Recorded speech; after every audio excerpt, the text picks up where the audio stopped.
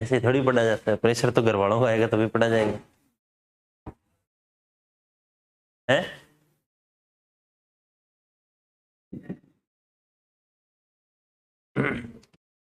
हाँ जी, चलते हैं अपन। आज अपना बिंदु शुरू हो रहा है कौन सा, the 5 laws of library science, the 5 laws of library science. आपके एक व्यक्ति हैं जिनका नाम है पुस्तकालय विज्ञान के जनक। एक व्यक्ति है जिनका क्या नाम है, पुस्तकालय विज्ञान के जनक। ठीक है, पुस्तकालय विज्ञान के जनक। ठीक है, उनकी ये जो एक किताब का मैंने नाम लिखा है ऊपर, जिसका क्या नाम है, the 5 laws of library science. क्या नाम है, the 5 laws of library science. ठीक है, इस पुस्तक को लिखा किसने है, पुस्तकालय विज्ञान के जिनको जनक कहा जाता है, नाम क्या है, SRR, या जिनको कहा जाता है सियाली रामामृत रंगनाथन। क्या कहा जाता है, सियाली रामामृत रंगनाथन। ठीक है, यहाँ पे रामामृत कौन है, रामामृत कौन है, इनके पिताजी हैं। सियाली कौन है, इनका गांव है। ठीक है, जन्म को हुआ था एसआर रंगनाथन का 12 अगस्त 1800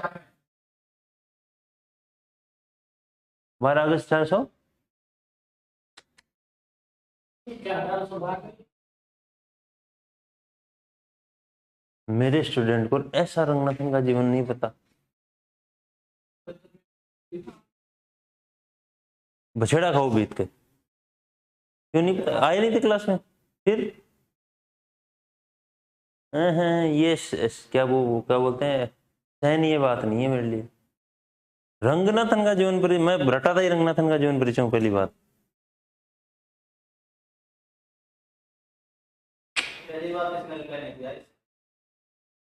पहली बार मेरा कोई स्टूडेंट है जिसने ऐसा रंगनाथन का जीवन परिचय का 12 अगस्त 1892 को जो है रंगनाथन महोदय का जीवन हुआ था। जीवन परिचय क्या हुआ था, जीवन हुआ था 12 अगस्त 1892। आप थे ना उस दिन क्लास में। ठीक है, अब आज ध्यान पड़ गया। सबसे पहले कौन सी चीज याद करनी है आपकी लाइब्रेरी साइंस में, इनका नाम नहीं, इनका जीवन परिचय। सबसे पहले आपको इनका जीवन परिचय याद होना चाहिए। किरण जी, मृत्यु कब हुई थी, है? इनकी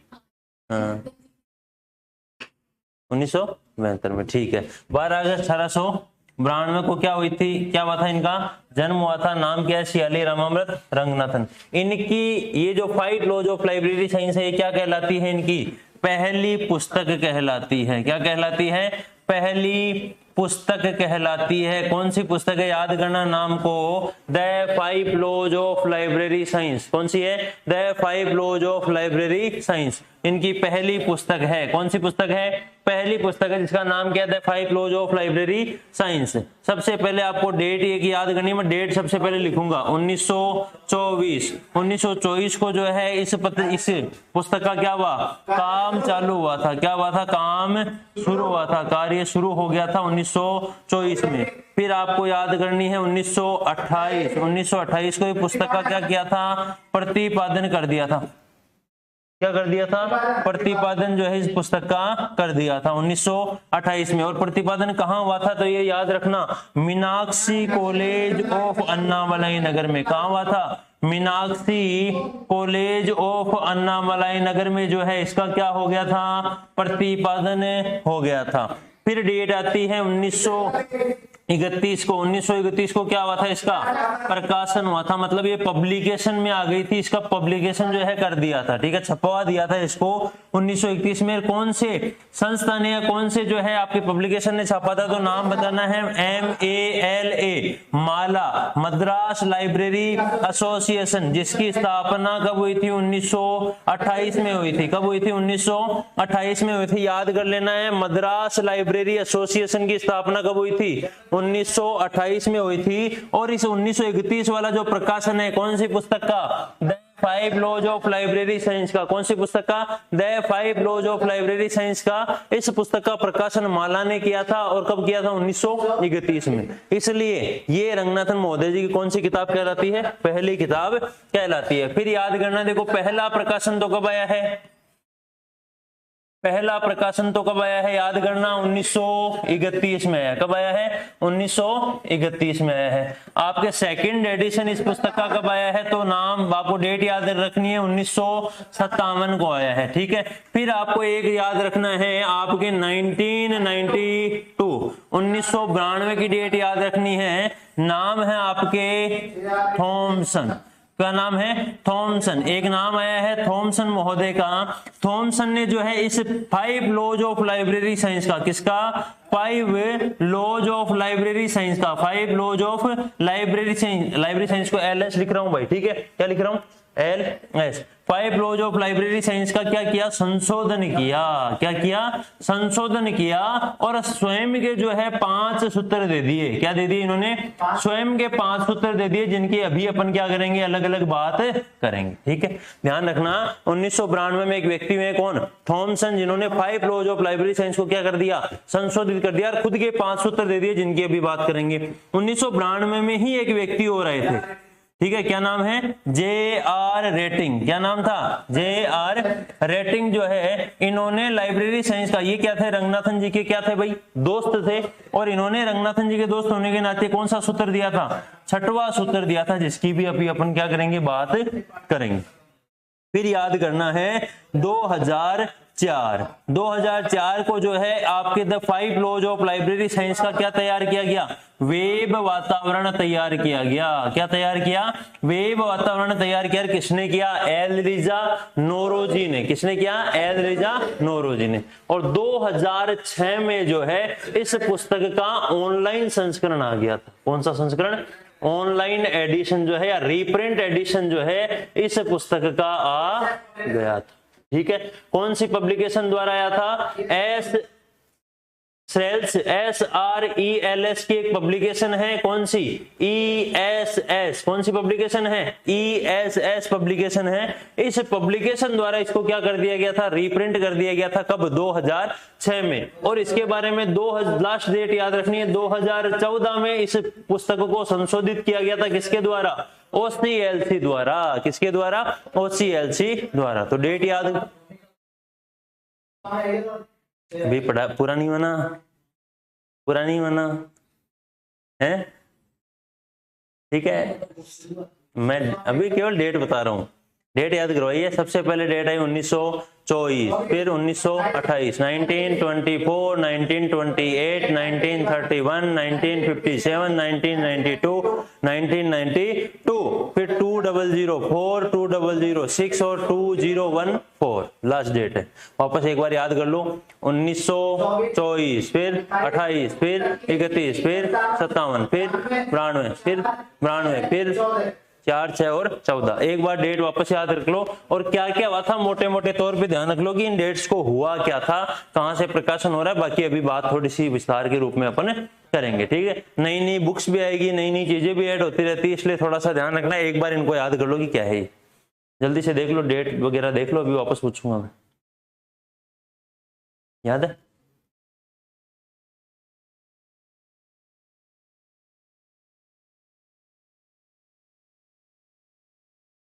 आप लिख रहे हो, नहीं लिख रहे, क्यों, आपको पूछ रहा हूँ तो लिख रहे नहीं हो। हाँ, अभी और कुछ नहीं आएगा वो है? हो गया, ठीक है ना। डेट बता दो फिर मेरे को, जल्दी से,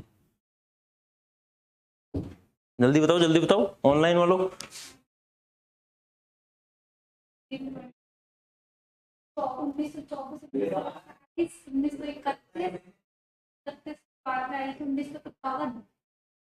1957 पहले आई थी 1931 जो फर्स्ट एडिशन हुआ था 57 के बाद में उसके बाद में 2001 सॉरी 2004 2006 2004 अब लिखना, अब लिखने वाला अब आएगा, ठीक है। अब याद एक बार और, 1924, 1928, 31, 57, 31 दो बार नहीं है, एक ही बार है। 1928 में मद्रास लाइब्रेरी एसोसिएशन की स्थापना मैंने 1928 बताई है, जिसने प्रकाशन किया है 5 लॉज ऑफ लाइब्रेरी साइंस का 1931 में, इसलिए वो बताइए। दो बार 31 नहीं है, 1924, 28, 28 दो बार याद कर सकते हो। 28 को एक बार प्रतिपादन हो गया था और एक बार प्रकाशन कर जिसने किया था मद्रास लाइब्रेरी एसोसिएशन, उसकी स्थापना 1928 में हुई थी। फिर 1931, फिर क्या है 57, फिर 92, फिर 92, फिर जो है 2004, 2006 और 2014। अब याद कर लेना एक एक तथ्य। कौन सा पढ़ रहे हैं? The 5 laws of library science को अपन पढ़ने के लिए जा रहे हैं। यह रंगनाथन महोदय की क्या है? पहली पुस्तक है, ठीक है। यह क्या है? रंगनाथन महोदय की पहली पुस्तक है। ये प्रश्न भी सीधा सीधा पूछा जाता है कि क्वेश्चन आता है रंगनाथन महोदय की पहली पुस्तक का नाम बताइए, तो आपको बताना है the 5 laws of library science, ठीक है। रंगनाथन द्वारा पुस्तक पर काम शुरू कब किया गया था? 1924 में किया गया था, ठीक है। रंगनाथन जी ने पुस्तक पे काम कब शुरू किया था? 1924 में किया था। पुस्तक का प्रतिपादन कब किया था? 1928 को किया था। कब किया था? 1928 को प्रतिपादित किया था। कहां से किया था? मीनाक्षी कॉलेज ऑफ अन्नामलाई नगर से। कहां से किया था? मीनाक्षी कॉलेज ऑफ अन्नामलाई नगर से किया था। और आपके चिदंबरम के प्रांतीय सम्मेलन से किया था। कहां से किया था? चिदंबरम के प्रांतीय सम्मेलन से इसका क्या कर दिया था? प्रतिपादन कर दिया था। तो याद कर लेना, इस पुस्तक का प्रतिपादन कब हुआ था? 1928 में हुआ था। कब हुआ था? 1928 में हुआ था। और कहां से? मीनाक्षी कॉलेज ऑफ अन्नामलाई नगर से और चिदंबरम के प्रांतीय सम्मेलन से इसका क्या हुआ था? आपके जो है इसका प्रतिपादन हुआ था। याद हुआ? आई कब थी काम शुरू? 1924 में। इसने प्रतिपादन 1928 में। कहां से? मीनाक्षी कॉलेज ऑफ अन्नामलाई नगर से, चिदंबरम के प्रांतीय सम्मेलन से। पुस्तक का प्रकाशन कब हुआ था? 1931 में। कब हुआ था? 1931 में। पुस्तक का प्रकाशन किया किसने था? तो मद्रास ग्रंथालय संघ द्वारा किया गया था, जिसे बोला जाता है माला। क्या बोला जाता है? माला, मद्रास लाइब्रेरी एसोसिएशन। इस माला की स्थापना कब हुई थी? 1928 में हुई थी। और माला की स्थापना की किसने थी? तो SR रंगनाथन द्वारा ही की गई थी, ठीक है। ध्यान रखना, पुस्तक का दूसरा संस्करण कब आया था? 1957 में। इस पुस्तक का दूसरा संस्करण कब आया था? 1957 में। यहां तक तो याद होगी, अभी अभी बताया था। अब आपको याद करना है कि इस पुस्तक की प्रस्तावना, प्रस्तावना का मतलब होता है फॉरवर्ड। क्या मतलब होता है? फॉरवर्ड, फॉरवर्ड, ठीक है। प्रस्तावना का क्या मतलब होता है? फॉरवर्ड होता है। तो पुस्तक की प्रस्तावना मतलब the 5 laws of library science की प्रस्तावना किसने लिखी है? S शिव स्वामी अय्यर ने लिखी है। देखो मैंने पहले भी याद करवाया था, प्रस्तावना दूसरे देशों से ली गई है। भारत के संविधान की प्रस्तावना दूसरे देशों से ली गई है, मतलब प्रस्तावना आई है। प्रस्तावना क्या हुई थी? आई थी। इसलिए क्या है? प्रस्तावना में क्या कर देना आपको? अय्यर महोदय कर देने हैं। तो आपकी जो 5 लॉज ऑफ लाइब्रेरी साइंस की प्रस्तावना किसने लिखी है? PS शिव स्वामी अय्यर ने लिखी है। किसने लिखी है? PS शिव स्वामी अय्यर द्वारा लिखी गई है। आगे आपके आती है इसकी भूमिका। भूमिकाओं का मतलब होता है इंट्रोडक्शन। क्या मतलब होता है? इसका इंट्रोडक्शन किसने दिया है, ठीक है। आपके 5 लॉज ऑफ लाइब्रेरी साइंस का इंट्रोडक्शन किसने दिया है? तो नाम आता है बर्बरिक सेयर्स। किसका आता है? WC बर्बरिक सेयर्स, ठीक है। WC S की जगह R कर लेना, ठीक है। WC बर्बरिक सेयर्स द्वारा जो है क्या किया गया था? इसकी भूमिका लिखी गई थी। भूमि से कौन जुड़ा हुआ होता है? सिरा जुड़ा हुआ होता है, इसलिए याद कर लेना WCB सेयर्स, ठीक है। प्रस्तावना अय्यर ने, भूमिका सेयर्स ने। प्रस्तावना अय्यर ने, भूमिका सेयर्स ने, ठीक है। लाइब्रेरी साइंस के कानून का महत्वपूर्ण मतलब जो लाइब्रेरी साइंस के 5 सूत्र आए थे, इनका मूल्यांकन या ये कह सकते हो इनकी आलोचना। लाइब्रेरी साइंस के जो 5 सूत्र आए हैं, इनकी आलोचना जो है किसके द्वारा की गई है? तो नाम याद करना, आर्थर टोन। कौन है? Arthur tone. देखो वापस इसको याद कर लेना, एक बार पूछा जा चुका है। लाइब्रेरी साइंस के 5 सूत्र जो है इनकी मूल्यांकन या इनकी आलोचना किसने करी है? आर्थर टोन ने करी है। अपनी कौन सी बुक में करी है?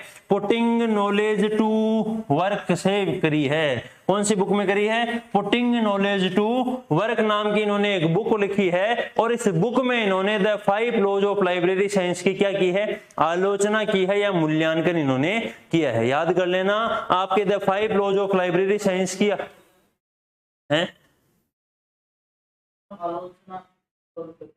मूल्यांकन भी की है, आलोचना भी की है, दोनों अलग अलग शब्द है, लेकिन आपको एक ही मानना है।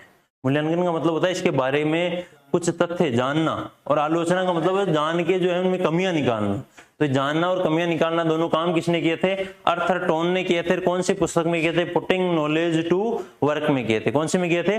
पुटिंग नॉलेज टू वर्क में किए थे। ठीक है, आगे ध्यान रखना, पुस्तकालयों के बारे में एक और महत्वपूर्ण तथ्य है 5 अज्यूम्सन।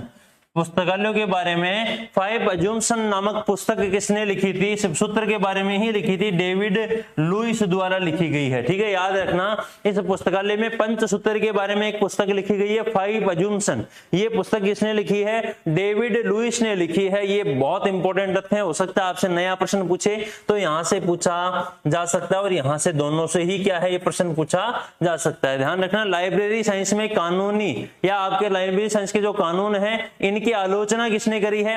आर्थर टोन ने करी है। किसने करी है? आर्थर टोन ने करी है। और कौन सी पुस्तक में? पुटिंग नॉलेज टू वर्क में करी है। ठीक है, पुस्तकालय के बारे में 5 अज्यूम्सन का प्रयोग किसने किया है? पुस्तक किसने लिखी है? डेविड लुइस द्वारा जो है लिखी गई है। क्लियर है? 1992 में, आगे याद रखना है, वापस अपने उसी शैली पे आ जाते हैं। 1992 में नाम क्या है? Jim Thomson. क्या नाम है? जिम थॉमसन ने इन नियमों में क्या किया था? संशोधन किया था। मैंने बताया था 1992 में क्या किया था? संशोधन किया था, एडिट किया था थॉमसन ने। ठीक है, 2004 में आपके किसने, ये गलत लिखा हुआ भाई, यहां भी क्या आएगा? 1992 ही आएगा। क्या आएगा? 1992 में जो है JR रेटिंग द्वारा पुस्तकालय विज्ञान का कौन सा नियम दिया गया? 6वां नियम दिया गया। तो ध्यान रखना, 1992 में जिम थॉमसन ने इसमें संशोधन किया था 5 लॉज में। अभी इनके 5 जो नियम इन्होंने दिए थे उनके बारे में देखेंगे, लेकिन एक बार ध्यान रखना, 1992 में किसने? जिम थॉमसन ने कितने नियम दिए थे? 5 नियम दिए थे, संशोधन कर दिया था 5 लॉज ऑफ लाइब्रेरी साइंस में। और 1992 में ही एक व्यक्ति हुए हैं JR रेटिंग। कौन हुए हैं? JR rating. इन्होंने कौन सा नियम दिया था इस पुस्तकालय विज्ञान के सूत्रों में? 6वां सूत्र जो है दे दिया था। 2004 में इस पुस्तक का क्या तैयार किया गया था? वेब वातावरण तैयार किया गया था। क्या तैयार किया गया था? वेब वातावरण तैयार किया गया था। और किसने किया था? तो एलरिजा नोरोजी द्वारा इसका वेब वातावरण जो है तैयार करवाया गया था। और इस पुस्तक का 2006 में जो है ऑनलाइन एडिशन आया था, या आप इसमें मान सकते हो रीप्रिंट एडिशन आया था। कौन सा एडिशन? रीप्रिंट एडिशन आया था। और कौन से पब्लिकेशन द्वारा आया था? तो नाम याद रखना है, ESS पब्लिकेशन द्वारा आया था। कौन से पब्लिकेशन द्वारा? ESS पब्लिकेशन द्वारा आया था। इतना आपको यहां से क्या रखना है? ध्यान रखना है। ये जो ESS पब्लिकेशन है ये किस संस्था से संबंधित है? तो सेल्स, जिसका नाम है Sarada Ranganathan endowment for library science, जिसकी स्थापना 1961 2014 में इन नियमों को किसके द्वारा संशोधित किया गया है? OCLC द्वारा संशोधित किया गया है। 42315। हाँ, वो अभी आ जाएगा। अब ध्यान रखना भाई वापस। ठीक है, डेट बताओ। 1900, सभी बताओ, एक एक नहीं, सभी बताओ। 1924 को क्या हुआ था? काम शुरू हुआ था। क्या हुआ था? काम शुरू हुआ था। क्लियर है? 1928 में क्या हुआ था? प्रतिपादन हुआ था। क्या हुआ था? प्रतिपादन हुआ था। ठीक है, फिर 1931 में क्या हुआ था? प्रकाशन हुआ था। क्या हुआ था? प्रकाशन हुआ था। फिर 1957 में क्या हुआ था? सेकेंड एडिशन आया था। ठीक है, फिर आपके 1992 में और 1992 में 2 डेट आई है आपकी, किसके द्वारा? थॉमसन द्वारा। किसके द्वारा? थॉमसन द्वारा। इसमें क्या किया गया? नियमों में संशोधन किया। और 1992 में कौन आए थे? JR rating. कौन थे? JR रेटिंग ने कौन सा नियम दिया था? छठवां नियम दिया था। कौन सा दिया था? छठवां नियम दिया था। अगला 2004 में क्या हुआ था? वेब वातावरण तैयार हुआ था। क्या हुआ था? वेब वातावरण तैयार हो गया था। लास्ट कौन सी है? 2006 में क्या हो गया था भाई? रीप्रिंट एडिशन आ गया था। मेरे को बताओ कि आपके एक व्यक्ति है अर्थर टोन, क्या नाम है? Arthur Tone. कौन सी पुस्तक लिखी विनय की? Putting knowledge to work. ठीक है। एक और व्यक्ति बताए थे 5 अजम्पशन, उन्होंने कौन सी क्या लिखा? किसने? डेविड लुइस ने लिखी है 5 अजम्पशन नाम की। किस पे? The 5 laws of library science पे। ठीक है। आपके याद रखना है। आपके अगली जो बात है कि भूमिका किसने लिखी है? भूमिका लिखी है सेयर्स ने। किसने लिखी है? सेयर्स ने लिखी है। और प्रस्तावना किसने लिखी है? शिव स्वामी अय्यर ने लिखी है। प्रस्तावना किसने लिखी है? शिव स्वामी अय्यर ने लिखी है। क्लियर है यहां तक? शिव स्वामी अय्यर ने क्या लिखी है? प्रस्तावना लिखी है। और भूमिका किसने लिखी है? सेयर्स ने लिखी है। इतने तथ्य जो है आपको याद रखने हैं। अब ध्यान देना कि आपके रंगनाथन महोदय जी ने जो पंचसूत्र दिए हैं वो है क्या क्या, मतलब उनको किस किस तरीके से जो है जाना जाता है। आपके देखो पुस्तक कब आई थी? 1931 में क्या हो गई थी? पुस्तक प्रकाशित हो गई थी। इस पुस्तक में कितने नियम दिए गए थे? 5 नियम दिए गए थे। जो पुस्तकालय में, जो आपकी जो पुस्तकालय है, इस पुस्तकालय को चलाने के लिए 5 नियम किसने दिए थे? एस.आर. रंगनाथन ने दिए थे। कब दिए थे? 1931 में दिए थे। ठीक है। पुस्तकों के जो नियम है ये पुस्तकालय के कौन कौन से हैं? सबसे पहला है पुस्तकें क्या है? उपयोगार्थ है। ठीक है।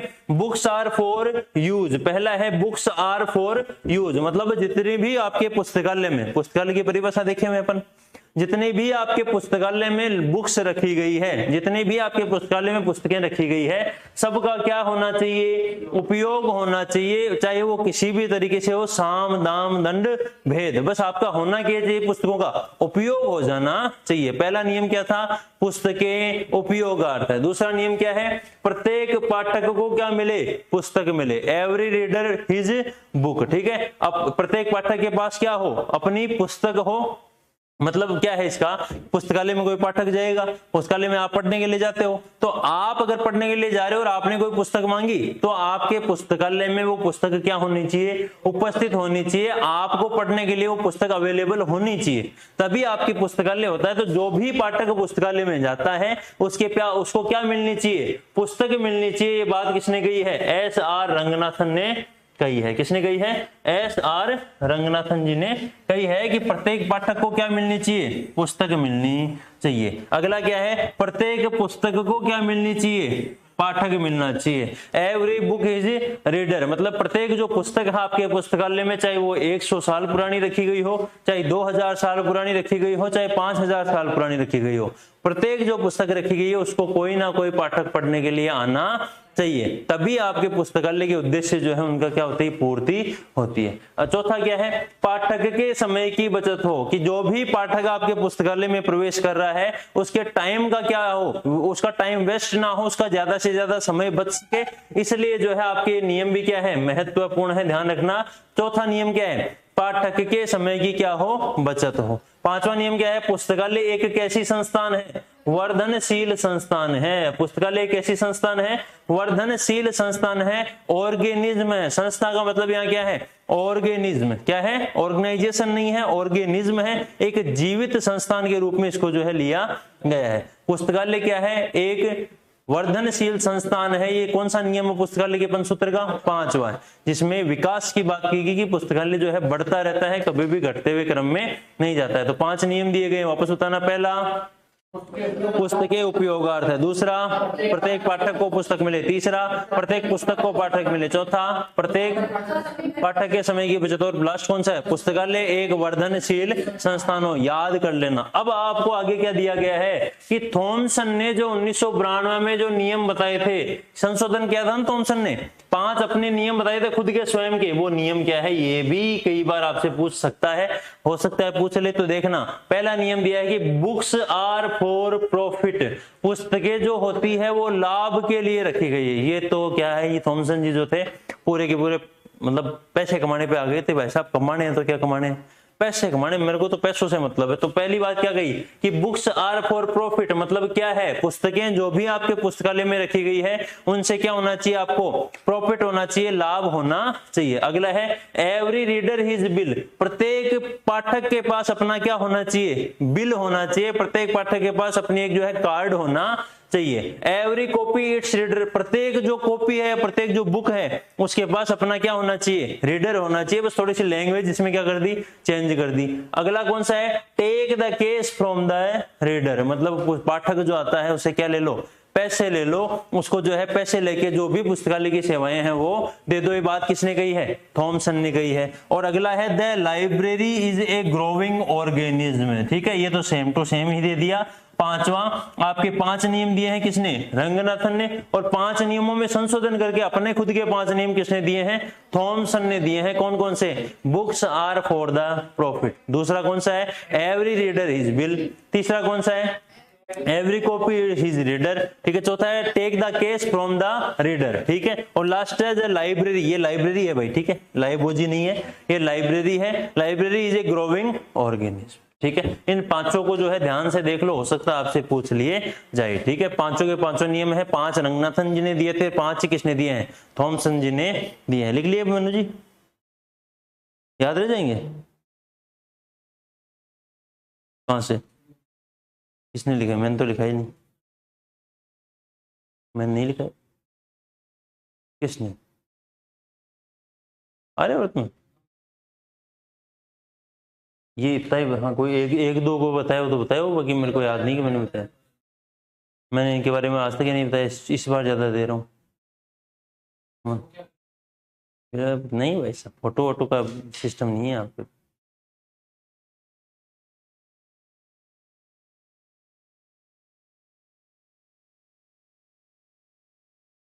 आठ सात बोलो ना, मैं नोट्स कर देगा लागो, यूनिट नंबर 2 को पूरे को लिखना पड़ेगा ऐसे ही।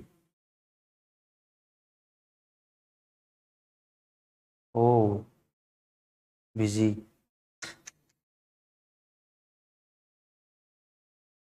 राम तब तो बिजी शेड्यूल है ना, पूरा ही फोन आवे हैं हैं, क्यों भाई,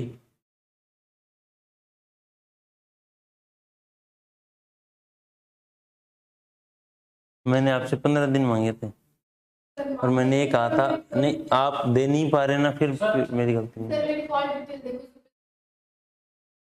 मना करो। अब यही तो फिर पर पढ़ाई कैसे होगी मुझे बताओ। आप थे भाई, यहाँ से आपसे क्या है काम, जो जो स्टूडेंट यहाँ पढ़ने आया हुआ है, जिसके यहाँ पे मतलब पीजी में मस्त रहो कि पढ़ो, आपको जब भेज ही देगी तो यहाँ जयपुर से क्या ही काम होगा। अरे किरण जी, मैंने साल खा लिया आपसे कम से कम 10 ज्यादा मेरे हिसाब से, है ना, और जितने काम मैंने कर लिए ना उतने किए नहीं, तो ये मेरे को मतलब लग रहा है कि 1000 काम होते हैं। पढ़ने वालों के घर वाले सीधी सीधी एक ही बात कहते थे, हमें पढ़ो ने फोन मत किया करो।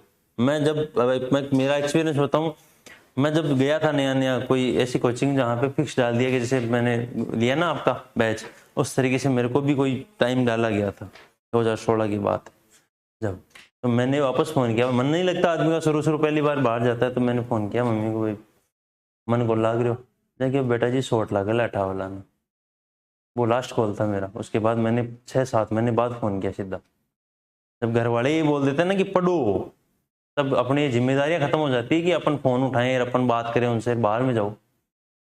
उन्होंने भेजा क्यों अपने को, पढ़ने के लिए या मजे करने के लिए, पढ़ने के लिए भेजा है, तो आपकी कॉमन सेंस की बात है कि आप पढ़ो यार,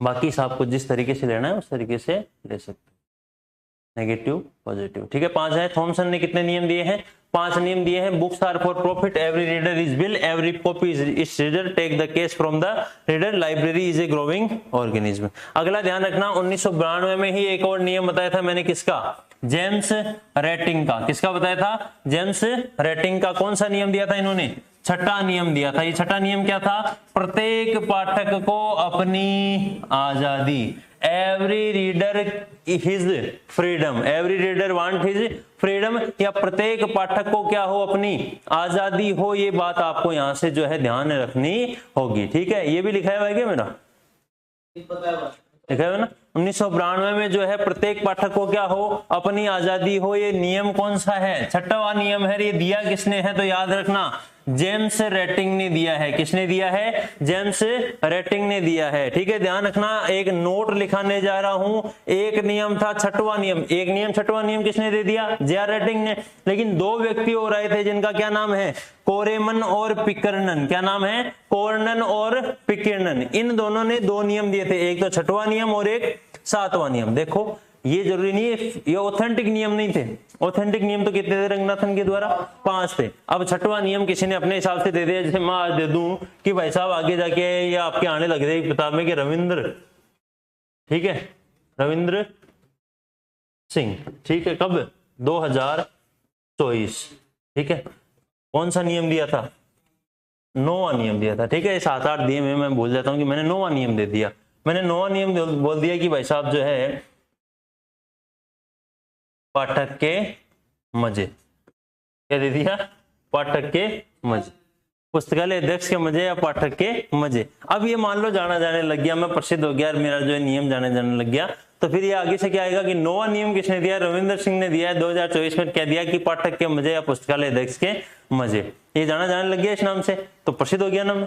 तो ये मान लो मैंने 9वां नहीं देके कौन सा दे दिया, छठवां दे दिया, तो आगे जाके फिर वापस किताबों में आएगा कि छठवां नियम रविंद्र सिंह ने दिया है, कौन सा, पाठक के मजे। तो ऐसे आपको ध्यान रखना कि ये जो छठवां नियम है ये कितनी भी बार आ सकता है, क्योंकि हर आदमी अपना अपना स्वतंत्र रूप से जो है नियम दे सकता है। तो छठवां नियम दिया था कि एवरी रीडर हिज क्या, लाइब्रेरी, प्रत्येक पाठक के पास अपनी स्वयं की क्या होती है, एक पुस्तकालय होती है। कैसे होती है, आप तैयारी करने के लिए आते हो, आप अपनी पुस्तकें कम से कम 5 से 7 पुस्तकें तो पास में रखते होंगे। भाई आज मान लो ये घर जाते हैं, ये पीजी जाते हैं, लेकिन इनकी किताबें तो इस कबर्ड में रखी जाती है, इस अलमारी में रखी जाती है, मतलब इनकी क्या है, ये लाइब्रेरी है। तो एवरी रीडर, जो भी पाठक है उसके अपने पास स्वयं के पास क्या है, लाइब्रेरी है, अपनी पुस्तकालय स्वयं की रखता है। अगला 7वां नियम क्या है, एवरी, अरे वेटर, एवरी रीडर है भाई, एवरी राइटर, राइटर की मीनिंग सही है क्या, WRITER होती है। हाँ, every writer his contribution to library, प्रत्येक लेखक का लाइब्रेरी को बनाने में महत्वपूर्ण क्या होता है, योगदान होता है। 7वां नियम क्या था, देखो छठवां तो है प्रत्येक पाठक के पास अपनी क्या है, स्वयं की पुस्तकालय है। 7वां नियम क्या है, प्रत्येक राइटर, प्रत्येक लेखक के पास अपनी स्वयं की क्या है, या लाइब्रेरी को बनाने में वो क्या दे रहा है, कंट्रीब्यूशन दे रहा है, योगदान दे रहा है। तो छठवां और 7वां नियम दिया किसने था, कोरेमन और पिकर्नन ने दिया था, कोर्नन और पिकर्नन ने दिया था। याद कर लेना, केपी ने, किसने दिया है, केपी ने, किसने, केपी ने। कौन से, छठवें और 7वें नियम को। जबकि जो 1992 में छठा नियम किसने दिया है, जे.आर. रेटिंग ने दिया है। किसने दिया है, जे.आर. रेटिंग ने दिया। ये भी बताया होगा, बताया था ना, ठीक है, याद हो गए, यहां तक याद है, ये लिखा आपने है, याद करो, 5 मिनट का टाइम दे रहा हूं, जल्दी से देख लो इनको, जो भी लिखा है आपने उसको जल्दी से एक बार रिपीट कर लो, फिर जो है मैं आगे करूँ, जल्दी जल्दी कराऊंगा।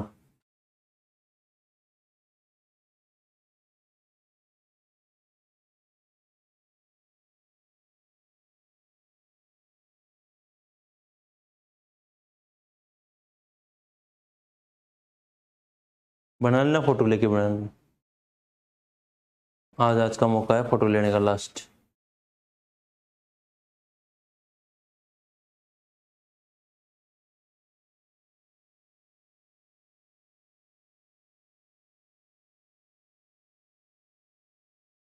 कितने बजे आए थे आज,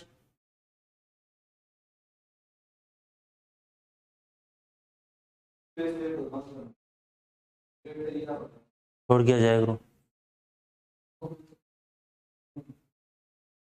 क्लास के लिए कौन बुला रहा था,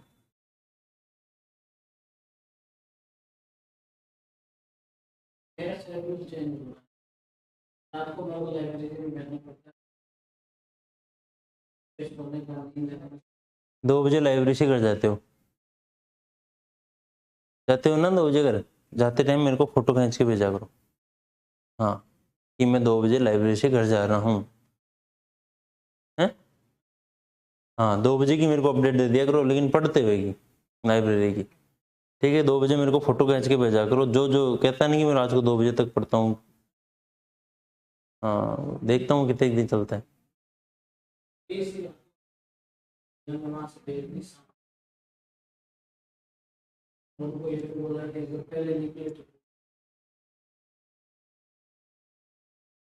पढ़ा ना?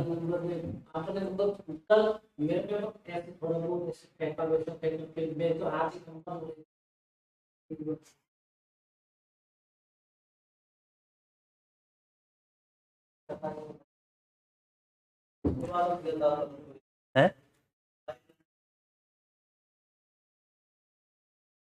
ठीक है, कॉर्नन और पिकेंडन यहां तक याद हो गया, आपने रिपीट किया। आगे चलते हैं।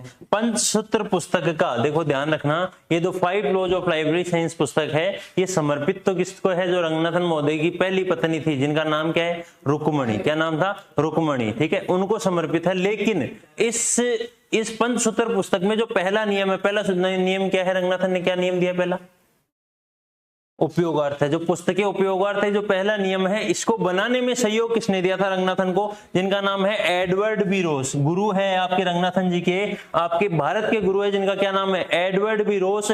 उनको जो है समर्पित किया था पहला नियम। पहला नियम है पुस्तकें उपयोगार्थ है। ये जो नियम है, ये रंगनाथन महोदय जी ने कहा कि भाई साहब ये नियम मेरे से बन नहीं रहा है। इस नियम को बनाने के लिए उनके एक मैथ के गुरु थे, गणित विषय के गुरु थे, जिनका नाम है एडवर्ड बी रोस, जो भारत में उनको पढ़ाते थे।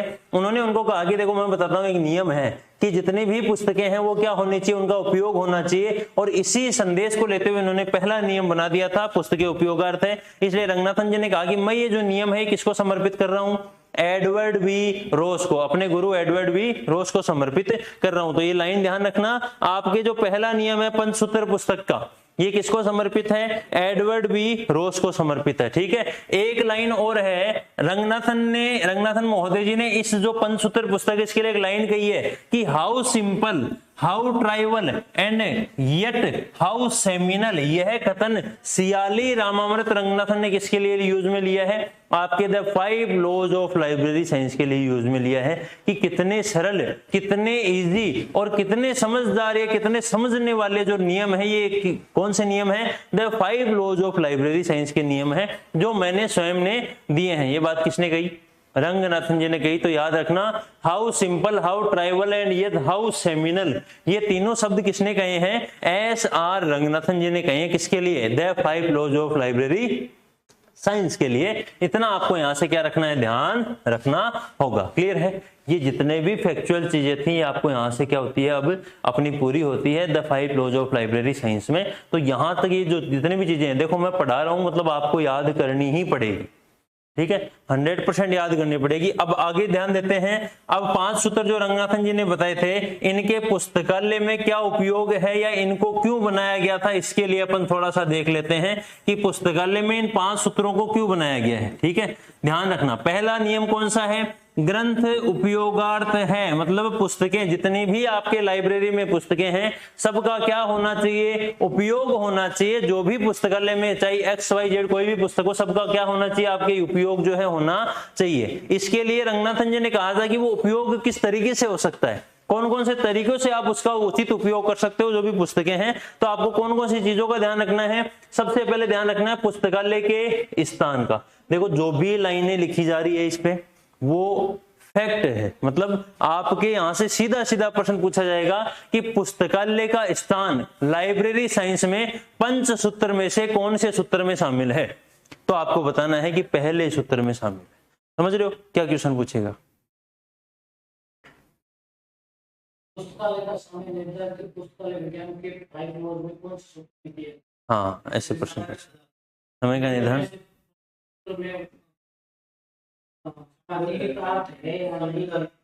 ऐसे ऐसे क्वेश्चन पूछेगा, सही बात, ठीक है, ऐसे क्वेश्चन पूछेगा। ध्यान रखना, प्रथम सूत्र ग्रंथ उपयोगार्थ है। इसमें क्या है? पुस्तकालय का स्थान ये निर्धारित करता है कि आपकी पुस्तकों का उपयोग कितना होगा, आपकी पुस्तकें कितना उपयोगी होगी, ये निर्धारित कौन करता है?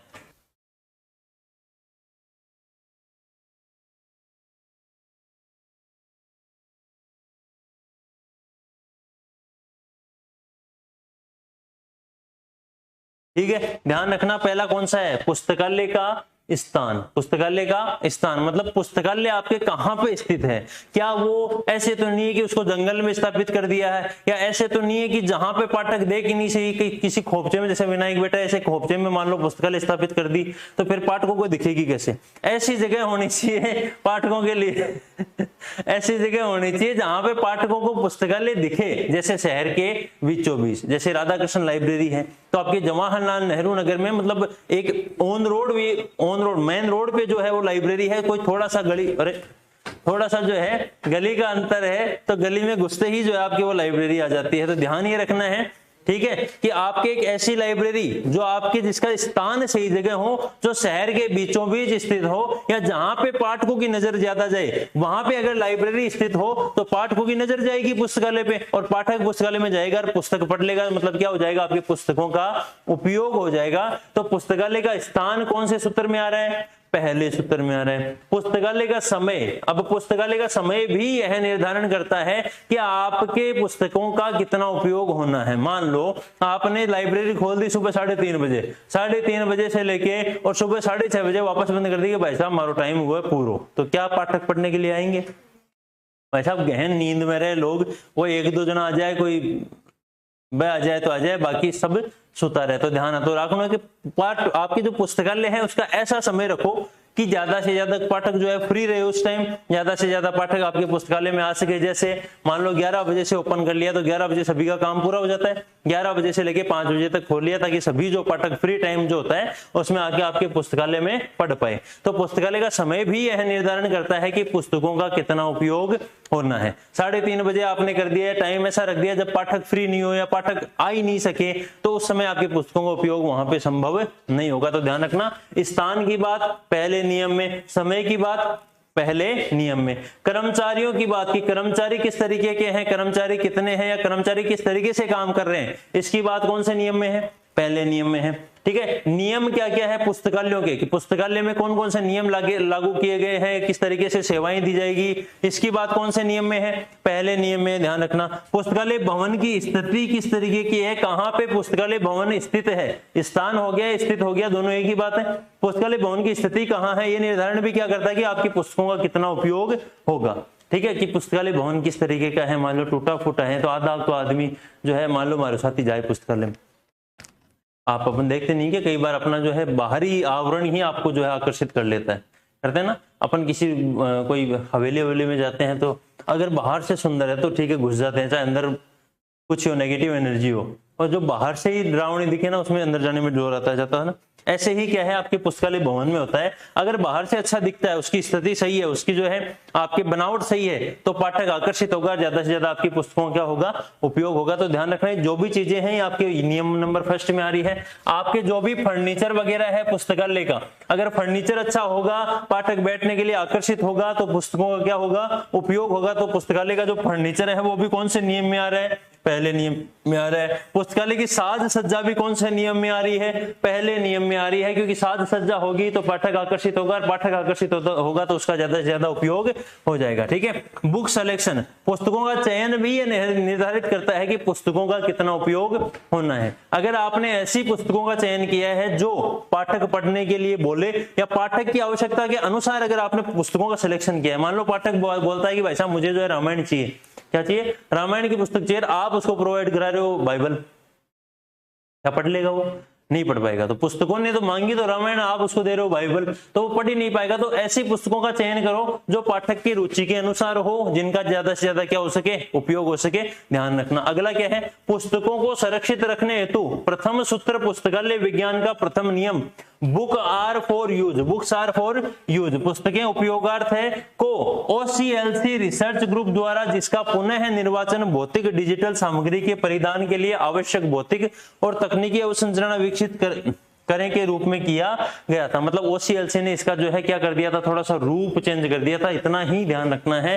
पुस्तकें उपयोगार्थ का आपके किसने रूप चेंज किया था, OCLC ने रूप चेंज कर दिया था। रंगनाथन ने अपने लेखन कौन सा है, library science and scientific method में तुच्छ घिसी पिटी बात जो है इसको बतलाया है।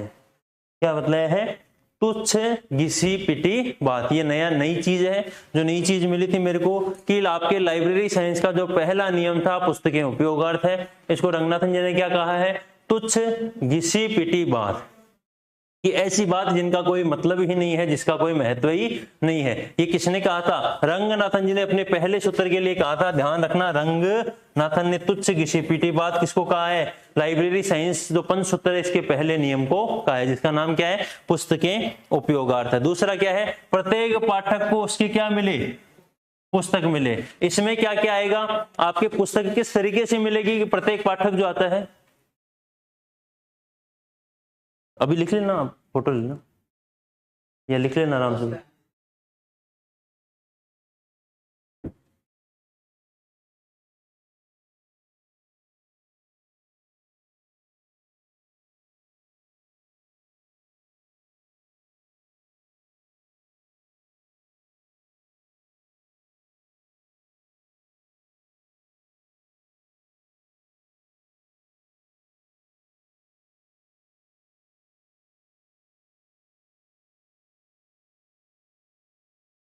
चलो हुई। अब है दूसरा नियम जिसको कहा गया है प्रत्येक पाठक को क्या मिलनी चाहिए, उसकी पुस्तक मिलनी चाहिए। अब ये पुस्तक प्रत्येक पाठक के लिए कैसे संभव हो पाएगी, इसके लिए कुछ नियम बताए हैं कि राज्य का जो क्या कर्तव्य है, राज्य का क्या दायित्व बनता है, राज्य पुस्तकों को कितना मंगवाएगा, किस तरीके से चयन कर रहा है, कितना पुस्तकों के लिए फंड देगा, ये सभी का निर्धारण जो है ये डिसाइड करेगा कि आपके प्रत्येक पाठक को पुस्तक मिलेगी या नहीं मिलेगी। मान लो राज्य जो है पूरा आपके फंड ही नहीं दे रहा है, आपके पुस्तकालय का ध्यान ही नहीं रख रहा है, तो क्या पुस्तकालय चल पाएगा क्या, सार्वजनिक पुस्तकालय, तो आपके पाठक को पुस्तक ही नहीं मिलेगी, तो पुस्तकालय का महत्व ही खराब हो जाएगा। तो ध्यान रखना, राज्यों का जो दायित्व है, प्रश्न पूछा जा चुका है, राज्यों के दायित्व को पुस्तकालय विज्ञान के पंच सूत्रों में से कौन से नियम में रखा गया है, तो आपको बताना है दूसरे नियम में रखा गया है। अधिकारी मतलब जो आपके प्राधिकरण है, जो आपके पुस्तकालय में अधिकारी है, जो ऑफिसर्स है, इनका क्या कर्तव्य है कि वो सही तरीके से मैनेजमेंट करे, सही तरीके से पुस्तकालयों के जो पाठक है उनको सेवाएं दे। ये सभी काम भी आपके क्या निर्धारित करते हैं कि आपकी जो पाठक है उसको पुस्तक मिलेगी या नहीं मिलेगी। सही तरीके से व्यवस्थापन करवाए, ये सभी काम प्राधिकरण के होते हैं। तो ये सभी काम अगर सही तरीके से किए हुए हैं तब तो आपके पाठक को क्या मिल जाएगी, पुस्तक मिल जाएगी, अन्यथा नहीं मिलेगी। ठीक है, कर्मचारी के जो कर्तव्य हैं वो भी कौन से नियम में आ रहे हैं, ध्यान रखना, दूसरे नियम में आ रहे हैं। ठीक है, अब आपको सीधे सीधे फैक्ट है, ध्यान रखना, इनके बारे में वैसे समझाने का एक एक लाइन के बारे में बता सकता हूं, बाकी कर्मचारी के जो दायित्व हैं वो आप इतने बड़े हो गए तो आपको थोड़ा तो पता होगा कि कर्मचारी के क्या दायित्व होते हैं, कि ढंग से काम करें, आलस ना करें। ठीक है, ऐसे ही बैठे बैठे जो है 5 रुपए वाली वो हिला के बस खा के ऐसे चुप रह के नहीं बैठना, कि बैठते ना, क्यों, वो कई बार 5 रुपए वाली जो चीज खाते हैं ना अपन है, मामा जो मामा खाते हैं ना 5 रुपए वाली है, हाँ आर्टिक, ठीक है, वो ऐसे हिला के उसको खा के ऐसे नहीं बैठना होता कि नहीं कर्मचारी आओ तो कोई भाई साहब ब्राह्मण ऐसे नहीं करना होता, उसको अपने दायित्व होते हैं जो उसको ले जाके पुस्तक देनी होती है। ठीक है, सभी चीजें होती है। तो कर्मचारी के जो कर्तव्य हैं वो कौन से नियम में आ रहे हैं, दूसरे में आ रहे हैं। पाठक का कर्तव्य, पुस्तकालय की पाठक शिक्षा मतलब पाठक का क्या कर्तव्य होता है कि पुस्तकों को फाड़े नहीं, पुस्तकों को आए तो व्यवस्थित स्थान पे रखे, पुस्तकालय में जो है अनुशासन को बनाए रखे।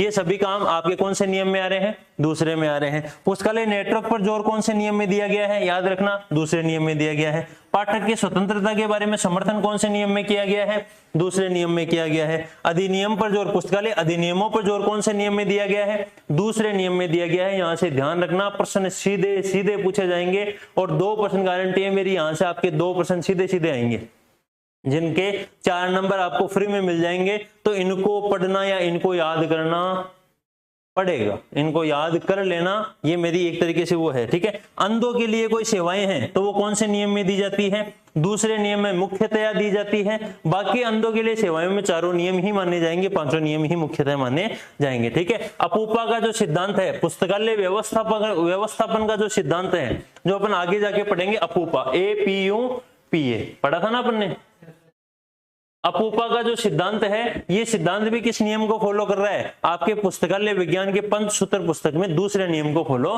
कर रहा है। ये पुस्तकालय व्यवस्थापन से संबंधित सिद्धांत होता है, ध्यान रखना, ठीक है। पुस्तकालय सहयोग पर बल कौन से नियम में दिया गया है? आपके दूसरे नियम में दिया गया है। पुस्तकालय सेवा चलाना सरकार का दायित्व होता है, ये बात कौन से नियम में कही गई है? दूसरे नियम में कही गई है, ठीक है। इस बात का प्रावधान किया गया है। पुस्तकालय प्राधिकरण का दायित्व जो अपन ऊपर पढ़ के आ चुके हैं, ये भी कौन से नियम में है? दूसरे नियम में दिया गया है, ठीक है। बच्चों, दृष्टिहीनों व अक्षमों, कारीगरों, नवशाकरों, किसानों, मील मजदूरों आदि को सार्वजनिक पुस्तकालय परिधि में जो है उनको इंटरेस्ट जगाना या उनके बारे में सोचना, ये कौन से नियम में है? दूसरे नियम में। तो ध्यान रखना कि किसानों जो अंधे हैं उनके बारे में, जो विकलांग है उनके बारे में, या जो भी लोग जो पुस्तकालय में आने में असक्षम है, उनको पुस्तकालय तक लाने की जो बात है कौन से नियम में की गई है? दूसरे नियम में की गई है, ठीक है। OCLC शोध रिपोर्ट के अनुसार अपने समुदाय और उनकी आवश्यकता को जाने, रंगनाथन के दूसरे नियम का क्या किया था इन्होंने? पुनर्स्थापन किया था। ये ध्यान रख लेना कि OCLC ने दूसरे नियम को क्या कहा है? अपने समुदाय और उनकी आवश्यकता को जानने। क्या है आपके दूसरा नियम? क्या रंगनाथन जी का? प्रत्येक पाठक को पुस्तक मिले। इसका OCLC ने क्या बताया है? अपने समुदाय और उनकी आवश्यकता को जाने। ये उन्होंने OCLC ने इस नियम का पुनर्स्थापन किया है, मतलब अपने अकॉर्डिंग जो नियम दिया है OCLC ने उसकी बात कर रहे हैं। बाकी जितने भी चीजें बताई है, पाठक का दायित्व है, प्राधिकरण का दायित्व है, कर्मचारी का दायित्व है, राज्य का दायित्व है, ये सभी किस में आ रहे हैं? सेकंड नियम में आ रहे हैं। अपूपा सिद्धांत किस में आ रहा है? सेकंड में। आपके दृष्टिबाधितों के लिए काम करना किस में आ रहा है? सेकंड में आ रहा है, ठीक है। अब ध्यान रखना तीसरा क्या है? प्रत्येक पुस्तक को उसका क्या मिले?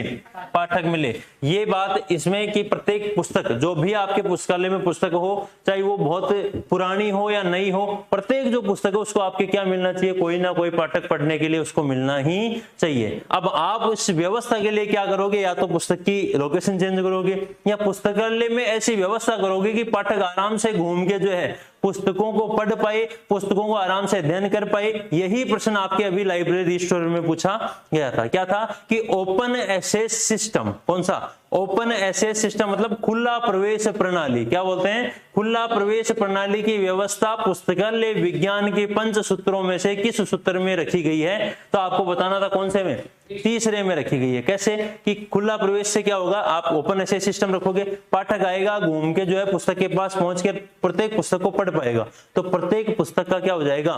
पाठक मिल जाएगा, उपयोग हो जाएगा। इसलिए तीसरे नियम में ओपन एक्सेस सिस्टम है। सबसे पहले यही लिखा हुआ है, मुक्त प्रवेश प्रणाली, open access system, open access system. इसके लागू कौन से नियम में किया गया है?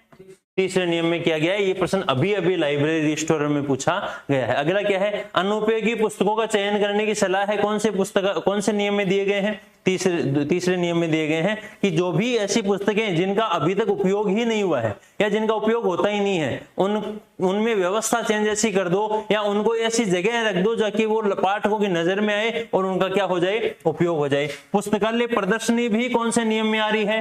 तीसरे नियम में आ रही है। पुस्तकों की प्रदर्शनी का मतलब क्या होता है? कि पुस्तकों की आप मेले वेले में जाते हो, पुस्तकों की एक ट्रैक लगा के जो है प्रदर्शनी करते हो कि ये वाली पुस्तकें मेरे पास है। ऐसी पुस्तकों की प्रदर्शनी भी कौन से नियम में आ रही है? तीसरे में आ रही है। निधानी व्यवस्थापन मतलब सेल्फ अरेंजमेंट भी किस में आ रहा है? तीसरे में। निधानियों पर पुस्तकों को व्यवस्थापन करना क्या कहलाता है? सेल्फ अरेंजमेंट कहलाता है। कौन से नियम में आ रहा है? तीसरे में आ रहा है। लोकप्रिय विभागों की बात किसमें की जा रही है? तीसरे में की जा रही है। संदर्भ सेवा के बारे में अपन आगे पढ़ेंगे। ये रेफरेंस सर्विस इसको कहा जाता है, जो पाठक और पुस्तकालय के बीच की सेवा होती है। पाठक नहीं, तीसरे में है। नहीं, मेरे वाले में इसके हैं, मेरे इसमें दिया हुआ संदर्भ सेवा। संदर्भ सेवा तो लिखी उसमें। निदानी व्यवस्था तो हो सकती है सब में। ये निदानी व्यवस्था, ये संदर्भ सेवा होती क्या है?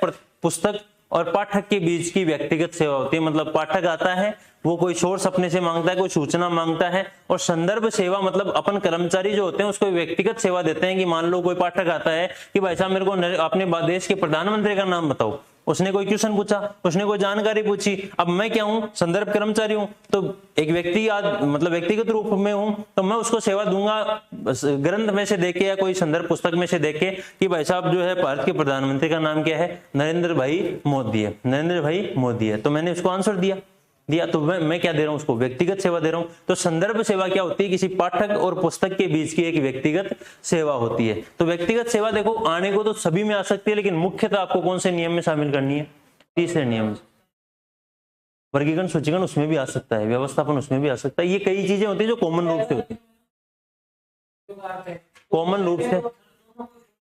कॉमन रूप से सभी जो चीजें बता रहा हूं ना ये सभी नियमों में है, लेकिन मुख्य कई, जैसे ओपन एसेस सिस्टम आपसे यही पूछा गया था अभी, ओपन एसेस सिस्टम किसमें है, तीसरे में है, क्योंकि ओपन एसेस से होगा क्या, पाठक खुद घूम के प्रत्येक पुस्तक तक पहुंचे, दूसरे में भी है, कोई बात नहीं, ठीक है। आप तो मुक्त प्रवेश प्रणाली अब याद कर लेना, कौन से में है, तीसरे में है। अनुपयोगी पुस्तकों का चयन करने की सलाह कौन से में दी गई है, तीसरे में है। पुस्तक प्रदर्शनी की बात कौन से में की गई है, तीसरे में है। निधानी व्यवस्थापन की बात कौन से में की गई है, तीसरे में। लोकप्रिय विभागों की स्थापना की बात तीसरे में। विस्तार सेवा और संदर्भ सेवा की बात तीसरे में की गई है। वर्गीकरण और सूचीकरण की बात सभी में की जाती है, लेकिन मुख्यतः अगर देखें तो कौन से में की जाएगी, तीसरे में की जाएगी, क्योंकि अगर आप पुस्तकालय में पुस्तकों का व्यवस्थापन नहीं हो रखा होगा तो पुस्तकों तक पाठक नहीं पहुंच पाएगा और पुस्तक का क्या नहीं होगा, उपयोग नहीं होगा। ये दूसरे में भी शामिल हो सकता है वर्गीकरण और सूचीकरण। कैसे, अगर वर्गीकरण नहीं किया हुआ होगा तो पाठक को पुस्तक नहीं मिलेगी। कैसे नहीं मिलेगी, क्योंकि हजारों पुस्तकें पड़ी रहती है पुस्तकालय में, जब आपने व्यवस्थापन नहीं कर रखा, कचरे के ढेर के समान उनको पुस्तकों को डाल रखा है, तो आप उसमें से कैसे चुन के बताओगे कि भाई साहब ये लो आपकी पुस्तक मैंने यहाँ पे रखी हुई है, नहीं बता पाओगे ना। तो ये जो वर्गीकरण और सूचीकरण है ये कौन से नियम में भी आ सकते हैं, सेकंड में भी आ सकते हैं, ठीक है। तो दोनों का ही ध्यान रखना, बाकी आपके जो प्रश्न पूछेगा उसमें थोड़ा सा ऑप्शन ढंग से दे देगा। अगला, बिब्लियोग्राफी की सेवा कौन से में आ रही है, तीसरे में आ रही है। प्रचार प्रसार मतलब विस्तार सेवा की बात कौन से में की जा रही है, तीसरे में की जा रही है। नेत्रहीनों के लिए विस्तार सेवा, अब विकलांग और नेत्रहीन दृष्टिबाधित लोगों की सेवा की बात तो कौन से में की जा रही है, दूसरे में, जबकि विस्तार सेवा की बात कौन से में की जा रही है, तीसरे में की जा रही है। समझ में आ रहा है, आ रहा है ना, ठीक है। अगले है, हाँ यही तो मैंने अभी बताया कि अंधों के लिए बात मैंने की कि उसकी सेवाएं जो दी जाएगी वो सेकंड में आएगी, लेकिन विस्तार सेवा की बात की जा रही है तो कौन से में आ गई, तीसरे में आ गई। विस्तार का मतलब होता है एक्सटेंशन, पुस्तकालय को बढ़ाना, पुस्तकालय को फैलाना, ठीक है। अपन इसकी बात आगे करेंगे, एक बार इतना समझ लो कि पुस्तकालय को फैलाने की बात कौन से में की गई है, थर्ड सूत्र में की गई है। मानव वृद्धि और विकास की बात वैसे पांचवें में की गई है, मानव वृद्धि और विकास की बात कौन से में की गई है, पांचवें में की गई है, लेकिन तीसरे में भी आपको थोड़ी सी याद यहां से रखनी है, ठीक है। मूलभूत निवेश है ये तो छोड़ो इसकी बात। तो अगला कौन सा है, पाठक का समय बचाएं। चौथा नियम कौन सा है, पाठक का क्या बचाएं, समय बचाएं। तो आदान प्रदान प्रणाली ये महत्वपूर्ण है। आपकी परिसंचरण प्रणाली जो है वो क्या बचाती है, पाठक का समय बचाती है। कैसे, अगर आपकी पुस्तकों को देना और पुस्तकों को लेने वाली जो प्रक्रिया है अगर आपने हार्ड बना रखी है तो पाठक का समय बचेगा या नष्ट होगा।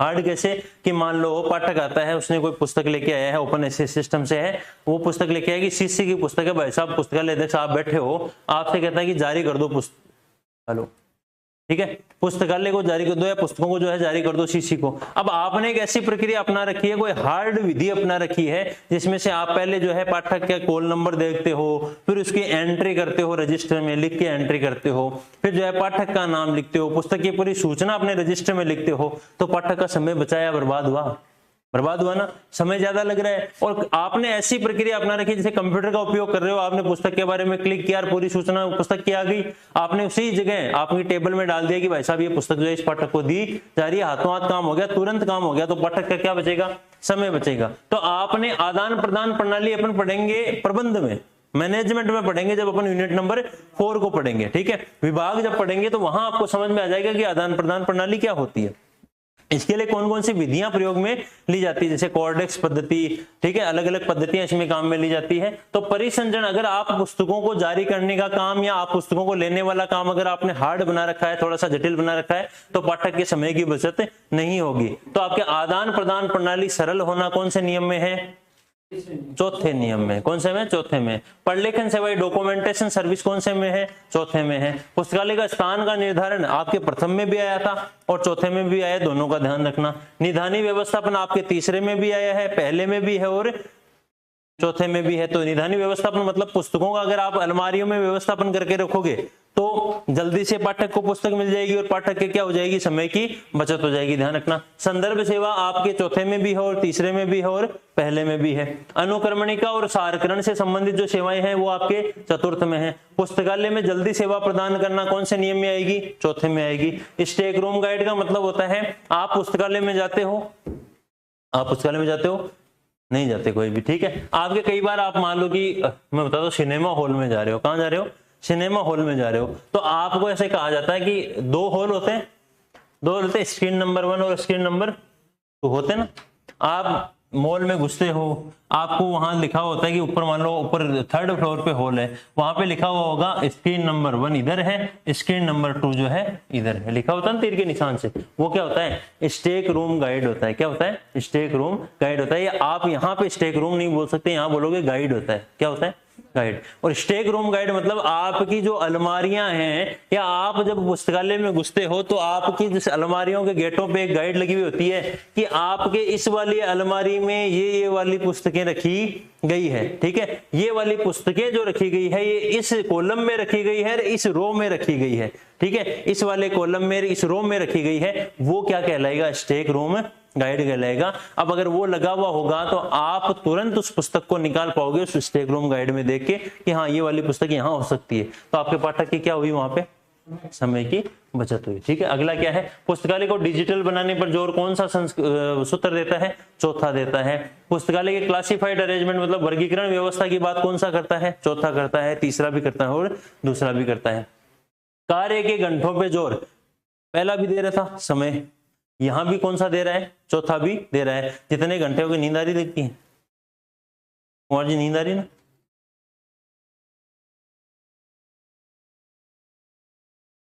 ठीक है। पठन सामग्री और कुशल संरक्षण का विशिष्ट संगठन किसमें निहितार्थ है? चौथे में निहितार्थ है। लास्ट सूत्र कौन सा है? पुस्तकालय एक क्या है? वर्धनशील संस्थान है, ऑर्गेनिज्म है, डेवलपमेंट वाला ऑर्गेनिज्म है। कौन? पुस्तकालय। ये कौन सा नियम है पुस्तकालय विज्ञान का? 5वां नियम है। किसने दिया है? रंगनाथन जी ने दिया है। कब दिया है? 1931 में प्रकाशन किया था। इसमें क्या क्या है? पुस्तकालय संग्रह में वृद्धि होती है। पुस्तकालय संग्रह का मतलब होता है जो पुस्तकें हैं उनमें वृद्धि होती जाती है। ऐसा तो नहीं है कि आज जो है आपके पुस्तकालय में 10 पुस्तकें हैं और आपके आने वाले 20 दिन में या आपके आने वाले 1 साल में वो 20 ही पुस्तकें रहेगी। कुछ पुस्तकें तो बढ़ेगी, रेगुलर पुस्तकें आती रहेगी। तो पुस्तकालय का जो संग्रह है उसमें वृद्धि होना कौन से सूत्र को डिनोट कर रही है? वर्धनशीलता को डिनोट कर रही है, बढ़ने को डिनोट कर रही है, इसलिए 5वें सूत्र में आएगी। पाठकों में वृद्धि होगी। ऐसा तो है नहीं कि आज 2 पाठक आते हैं 1 साल बाद में वो 2 ही पाठक नहीं आएंगे, वो एक और चला जाएगा, नहीं होगा ना, ठीक है। कोचिंग में हो सकता है ऐसा, लेकिन आपके पुस्तकालय में ऐसा कभी नहीं होगा, ठीक है। तो पाठकों में वृद्धि होती रहेगी, मतलब वर्धनशीलता आती रहेगी। वर्गीकरण व सूचीकरण से भी क्या आती है? आपके वर्धनशीलता आती है, आपके जो है और बढ़ता हुआ पुस्तकालय होता है। पाठकों की छटाई किसमें आती है? 5वें में आ रही है। भविष्य हेतु प्रावधान, भविष्य के लिए कौन से नियम लगने हैं, इसका प्रावधान कौन से नियम में आएगा? 5वें में आता है। कर्मचारियों की संख्या कितनी रहनी है, इसका प्रावधान भी कौन से में आएगा? 5वें में आएगा। सीडी रोम की आवश्यकता, ये प्रश्न जो है पूछा जा चुका है। सीडी रोम की आवश्यकता कौन से नियम के कौन से सूत्र में आती है? 5वें में आती है, ध्यान रखना, ठीक है। बाल विकास और प्रौढ़ विकास की बात कौन से नियम में की जाती है? 5वें में की जाती है। बाल विकास और प्रौढ़ विकास का मतलब क्या होता है? बाल विकास तो वो होता है ऐसा विकास जो आपके आंखों से दिख जाए। जैसे बालक होता है 1 साल का, वो 2 साल का होता है तो आपको परिवर्तन दिखता है ना कि इसकी लंबाई बढ़ी है, इसके दांत आ गए हैं, ये चलना शुरू कर दिया, इसने बोलना शुरू कर दिया है। फिर वो 2 साल का, 3 साल का, 4 साल का होता है तो आपको उसका परिवर्तन दिखता है। वो विकास पुस्तकालय में अगर हो रहा है, ऐसा विकास जो पुस्तकालय में हो रहा हो और आपको आंखों से दिख रहा हो, जैसे किसी भवन का निर्माण, ठीक है। जैसे फर्नीचर नया लाना, खूब सारा फर्नीचर अगर आप नया ला रहे हो तो आपको दिखेगा कि आपके पुस्तकालय में नया फर्नीचर आया, मतलब कौन सा विकास है? वो बाल विकास है। प्रौढ़ विकास क्या होता है? ऐसा विकास जो आपको दिखे नहीं। जैसे मेरे आज 1000 बाल यहाँ पे हैं सेविंग में, ठीक है, दाढ़ी में, और आज 1 बाल एक्स्ट्रा आ गया तो क्या आप लोगों को पता चलेगा कि नहीं भाई साहब उस हरकत तो नहीं, वो बाल आएगा? कौन पता चल रहा है? कौन जाना? वो विकास कौन सा होगा? प्रौढ़ विकास। ऐसा विकास जो आपको आंखों से दिखे नहीं, ऐसा विकास जो आपको नजर से दिखे नहीं कि भाई साहब ये विकास हुआ भी है क्या। जैसे पुस्तकालय में 1000 पुस्तकें थी, आपने 2 पुस्तकें और खरीद ली, 1000 2 पुस्तकें कर ली, तो क्या आपको पता चलेगा कि पुस्तकालय में 2 पुस्तकें तो नहीं आई है? नहीं चलेगी ना। उसी पुस्तकालय संग्रह के साथ वो पुस्तकें भी रखी पड़ी मिलेगी, तो आपके पता नहीं चलेगा। तो ऐसे विकास को क्या कहेंगे? प्रौढ़ विकास कहेंगे। क्या कहेंगे? प्रौढ़ विकास कहेंगे। वयस्क विकास पुस्तकालय विकास से संबंधित है। ध्यान रखना, पुस्तकें जीवित सत्ता है। पुस्तकालय को क्या कहा है? जीवित ऑर्गेनिज्म कहा है। ऑर्गेनिज्म कहा है, किसने कहा है? रंगनाथन जी ने कहा है। इसीलिए इसको जो है जीवित सत्ता किसमें रखी है? 5वें नियम में रखी है। पुस्तकालय नेटवर्क पे जोर चौथा भी देता है, और पुस्तकालय नेटवर्क पे जोर कौन सा दे रहा है? 5वां भी दे रहा है। नेटवर्क से क्या होगा? अपडेट होगी, डिजिटल रूप आएगा पुस्तकालय में, और पुस्तकालय विकास की ओर बढ़ेगा, मतलब वर्धनशीलता की ओर जाएगा। ठीक है। प्लानिंग, मैनेजमेंट और संगठन से संबंधित 5वां नियम है। पुस्तकालय को डिजिटल बनाने पर भी जोर कौन सा नियम देता है? 5वां देता है। याद रखना, सूचना गतिशील, अनंत और अविरल है, यह जानकारी कौन सा नियम देता है? 5वां देता है। पुस्तकालय में physical building, reading area, shelving space विकास जो है, कितना विकास होना है, कितना डेवलपमेंट होना है, बात कौन से नियम में की जाएगी? 5वें में की जाएगी। पुस्तकालय विज्ञान के 5म नियम के अनुसार यह कहा गया है, पुस्तकालय क्या है? बढ़ता है और अंतहीन बढ़ता है, मतलब बढ़ता ही जाता है। लाइब्रेरी ग्रोज एंड एंडलेसली, मतलब अनंत रूप से क्या होता है? लाइब्रेरी बढ़ता जाता है, पुस्तकालय के लिए कहा जाता है। एक ध्यान रखना, सूची पत्रक पर वर्गांक पेंसिल से लिखने का प्रावधान, ये भी कौन से नियम के अकॉर्डिंग आएगा? तो आपको बताना है 5वें नियम के अकॉर्डिंग आएगा। सूची पत्रक पर वर्गांक, जब अपन कैटालॉग पढ़ेंगे तो कैटालॉग कार्ड पढ़ते हैं, वहां पे वर्गांक देखते हैं सीसीसी और एसीआर में, तो वो किससे लिखा जाता है? पेंसिल से लिखा जाता है। और पेंसिल से लिखने का जो प्रावधान है पुस्तकालय विज्ञान के कौन से नियम में आता है? 5वें नियम में आता है। तो ध्यान रखना, 1928, 31, 1924, 28, 31, 57, 92, 2004 और 6 और 14। ठीक है, ये इतना तो आपको याद रखना है। नियम कितने दिए थे? 5 दिए थे। ठीक है, बाकी थॉमसन ने कितने दिए थे? 5 दिए थे। ठीक है, आपके याद रखना है पीके पकीर्णन ने कितने दिए? 6वां और 7वां, 2 नियम दिए हैं। ठीक है, और आपके एक और व्यक्ति है रेटिंग, रेटिंग ने कौन सा दिया है? 6वां दिया है। ठीक है, ये आपको सामान्यतः याद रखना है। तो यह प्रस्तावना और भूमिका, ये दोनों भी ध्यान रखना। प्रस्तावना लिखी है अय्यर ने और भूमिका किसने लिखी है? सेयर्स ने। ठीक है, तो एक लंबी क्लास आपकी आज होती है जिसमें 5 लॉज ऑफ लाइब्रेरी साइंस क्या होते हैं? आपके कंप्लीट होते हैं। ठीक है, तो 5 लॉज ऑफ लाइब्रेरी साइंस को आज किया जाता है कंप्लीट। क्या किया जाता है? कंप्लीट किया जाता है। आपके सिलेबस में और कौन से पॉइंट रहेगा मेरे को जल्दी बताओ। डिजिटल लाइब्रेरी कल हो जाएगी, और अब किसका था? घर वालों का है? किरण जी है? किसका था?